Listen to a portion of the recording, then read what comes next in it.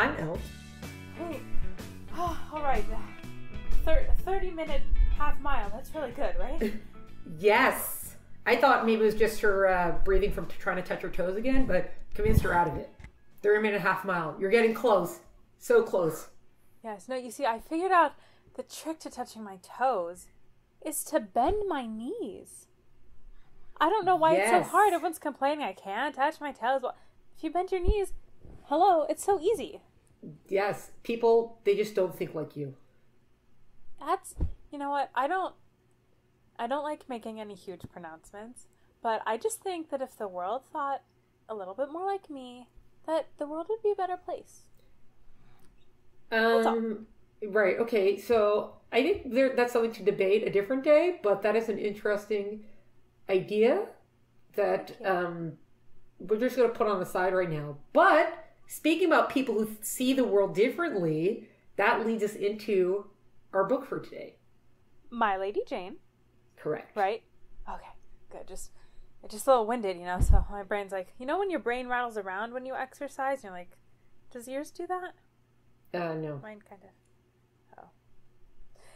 Anyway, My Lady Jane is the first of a series written by Cynthia Hand, Brody Ashton, and Jodi Meadows. So they're a trio. And it's a series.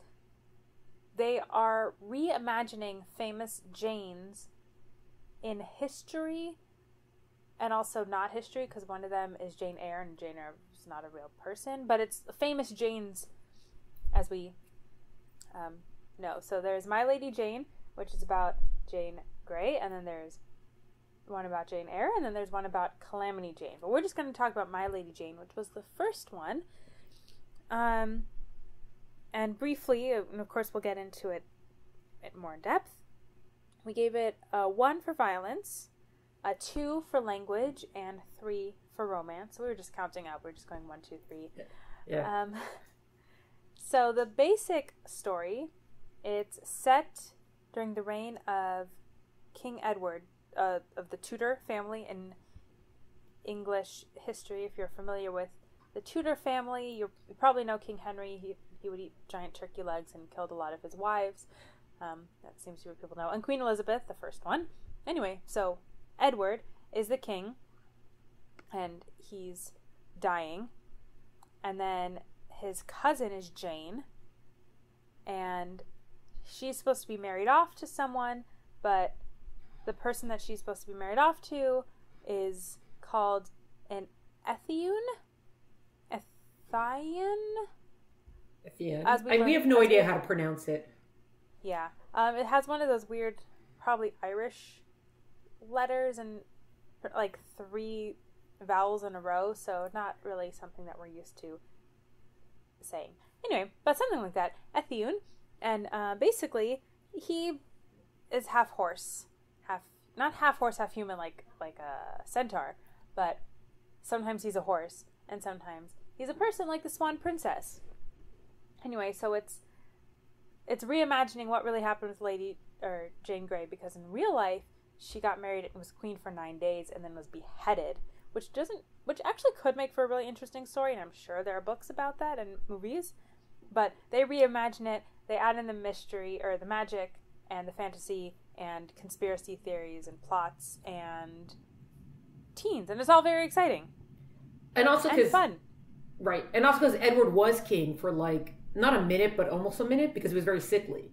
So because he was the only male heir, and then once he died, Queen Elizabeth, became Queen Elizabeth. No, I think Mary became queen, and then she murdered a bunch of Bloody Mary, Protestants Bloody Mary. because she was Catholic. Yeah. And then she died, and then Elizabeth became queen. Yeah. Well, Lady Jane Grey is in there for the 9 days, and then Queen Elizabeth. Yeah. But that's the short history. That's the short history of England. So there you go. There you go. And as it says, I believe in the dedication of the book, we apologize to the people of England for what we're about to do to your history. Elton and I apologize to the people of England for what we just did to their history.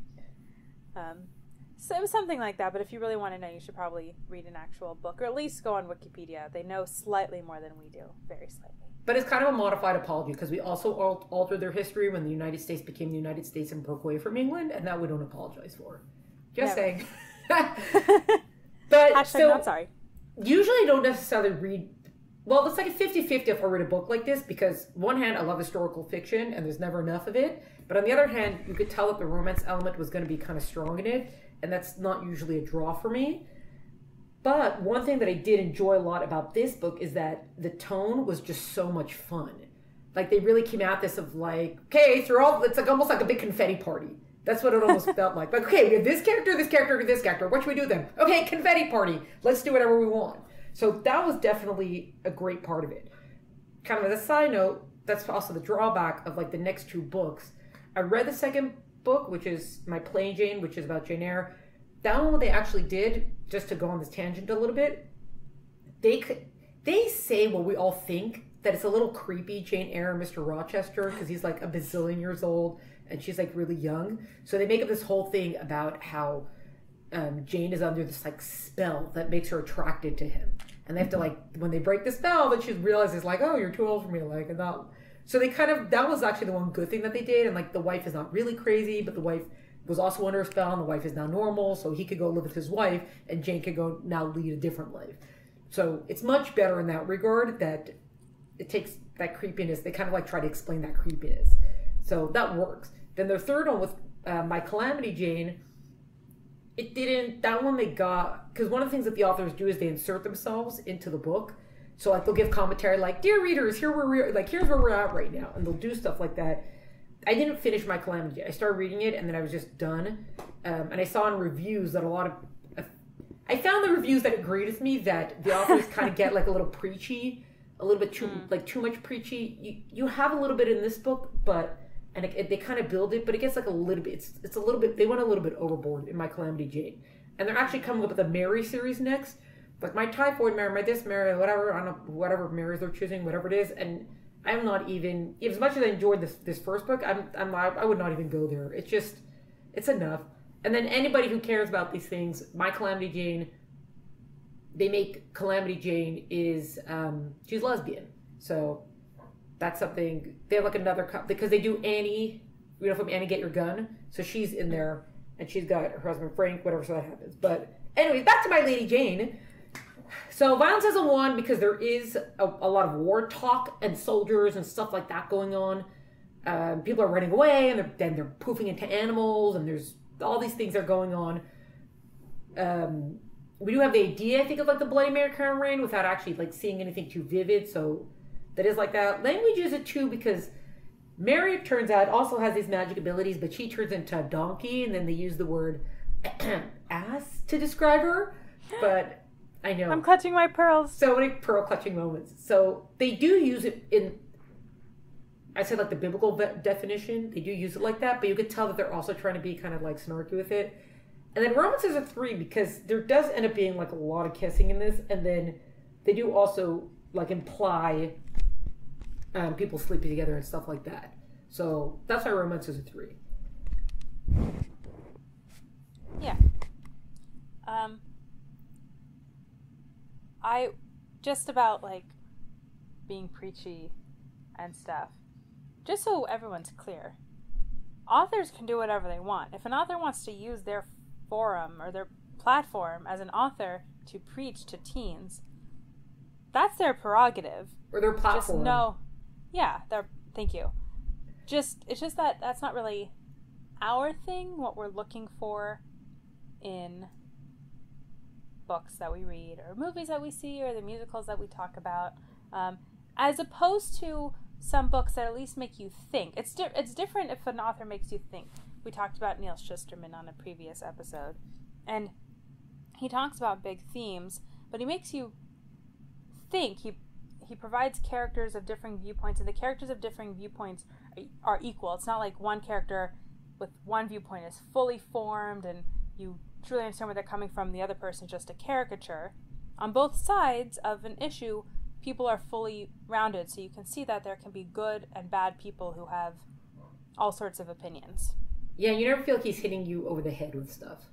Right. Whereas in this one, and it was super funny, and if you read the reviews online, everyone talks about how it's very similar to The Princess Bride and Monty Python and that sort of like snarky humor and almost where, like you said, the authors are talking to you, so it's a little bit meta. But they do some of that, women can do anything, and oh, she's wearing a skirt, but she hated wearing skirts. Now, to be fair, maybe women really did hate and feel uncomfortable with some of the clothing that they had to wear. I mean, when you look at like those corsets and how tight they were, and then the bone that was in them at certain times, probably people were uncomfortable. Though, to be fair, I bet the men were uncomfortable too. Have you seen the clothing they had to wear? And I was just going to say that, especially in Elizabethan England, I don't know what was going on with the clothing then. I don't know how anyone kept a straight face. Like, good thing we're out of that era. Yeah. Thank goodness. Yeah, but, people were wearing tights, and they didn't have air conditioning or heating, or deodorant. So, so people were probably just generally uncomfortable. And I'm not saying that men were more or women were more. It's just probably everyone was uncomfortable. And I don't know if you are brought up in a world where women wear skirts, just period, full stop, I think it's hard to get out of the mindset of something you're so used to and think, oh, what would it be like if things were different? When things are so just one way. So who knows? Maybe Jane Grey and other women really did think, man, those men really have it good wearing their tights and pants on. Pants. Those ugly poofy shorts. Yeah. They weren't wearing skinny jeans. Yeah. Or those high collars or whatever. But also maybe they thought, oh my goodness, I'm so glad that at least I get a healthy breeze around my legs. Yeah. Glad I don't have to look like that. Yeah. Maybe that was it. Yeah. And you do things differently when you wear a skirt. Yeah. Okay. You sit side saddle on a horse, but maybe that's a blessing because then you don't get chafing between your thighs. Yeah. So none of us can know unless there are diaries from that time, which maybe there are. I just think sometimes it was a little bit hit you over the head with, women are so great. Like, it's 2020 or whenever this book was written. Like, most people agree that women are great, or at least fine. Yeah. People reading this book aren't going to have an issue and think, oh, women are second-class citizens and should just be told what to do. And also, I was going somewhere else with that. 2016 it came out. 2016. Yeah, so this wasn't written 300 years ago when people needed to be reminded that women were also humans.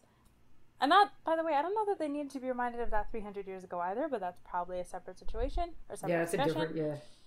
But anyway, I know what I was saying, is that it just felt a little bit like they were putting their 2016 selves into 15 whatever, 16 whatever, I don't remember exactly when it's supposed to take place. Yeah. And that's just something I think that people should be aware of. Again, it's a choice, and maybe they wanted to do that. Maybe they knew what they were doing and they wanted to make it modern, but I think it's fiction, and it's fun fiction, so it's not like they're ruining society or anything by it, but it is important to remember, like, oh, what we think about in 2016 is not how people thought back then, and maybe they weren't even wrong back then. Maybe it worked. Yeah, that is something that drives me crazy sometimes with historical fiction. Like, you can write it the way it happened without having to put your commentary on it, and also not, if you think that the woman was not treated well, just write better character. Like, just writing characters that treated the woman better or something. If you don't love the way it was, then you don't want to exactly imitate it. It's actually more interesting, just briefly, we should actually talk about him at some time. Bernard Cornwell, he's one of my favorite authors. He writes more for adults, but he writes historical fiction like no one I've ever read before. It's incredible. And I was reading one recently set in the Civil War, and it's set primarily in the South. And as we should all know, the South were the bad guys in the American Civil War, but he writes the characters as they would actually be then. He doesn't change who they are. Like, the main character is a womanizer, but he's also a good person, and he does historical fiction well, because he lets the people live as they would have lived, and then lets them be full people, so that you can see and judge and understand people in their context as they most closely would have really been. Right. Still fiction. Like, Right. And I've had that discussion before with someone that, like, they were saying certain things about those times, and it's like, how do you know what you would have been? You're like, no, I definitely would have been this kind of person. It's like, you don't know that. You only think that way because you're living in this society with our morals and our way of life. You don't know what you would have been like if you would have born into that way of life. So, we can't, I don't know, you see the word, it's not even judging. We just have to be able to appreciate everything in context and understand the way it worked then. And that's also just a more honest read on history to be able to see things like that. Yes. So, but ultimately, I definitely recommend people read this book. It was fun. And it was totally unexpected. All of the magic in it, because I don't think it's there at the beginning, right? It shows up once you're already a little bit into it, and I think it totally threw me for a loop. And I think I almost put it down, because I thought this is a little bit too weird in a young adult way. I thought, oh, maybe I'm a little bit too old for this, but it was fun. I enjoyed it. If you're just looking for fun, then it's fun. But I don't know that you get much else out of it. But then maybe that's just supposed to be just enjoyment. But depending on how many pearls you can handle clutching. Yeah. Yes. Yeah, but not too bad. You only really need like one hand to really clutch the number of pearls. Yeah, it's not a two-hander. Right? There's always, all the pearls are always just being clutched. Oh, gotcha. Well, I guess it's just safer that way. Yeah. Yes. Pearls will be clutched. That's our life motto. Pearls will be clutched. We should make t-shirts. We should. Get the puffy paint. Okay. I will get the puffy paint after I try to beat this 30-minute half mile. I think I can do it in 25. Okay, I'll put my money on 28 minutes. All right. Good luck. And you got your time already? I got the timer ready. Okay. We won't make everyone sit through it though. Oh, yeah. We'll just give them an update some other time, I guess. Okay. Bye, everyone. Bye. Oh My Word podcast is brought to you by the Pearl Clutching Basement Dwellers at Oh My Word. Follow us on Instagram for updates at Oh My Word Podcast, or like and subscribe wherever you listen to podcasts. For full episode notes and detail, visit eltenenbaum.com. Music is by Tim Burke. Sound is by Gabriel Yaffe. See you next time.